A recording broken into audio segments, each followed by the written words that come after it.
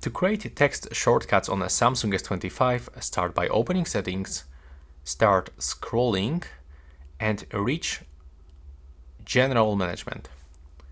Then open Samsung Keyboard Settings and you have to scroll for text shortcuts.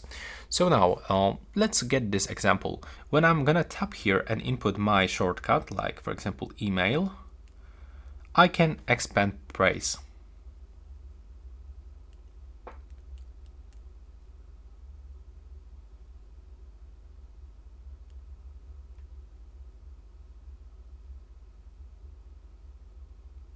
Then I can click Add.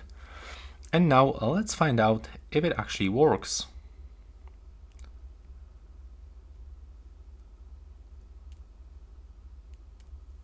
Yeah, as you can see, here we can find this shortcut. So you can quickly tap on it and it actually looks like this. Thanks for watching.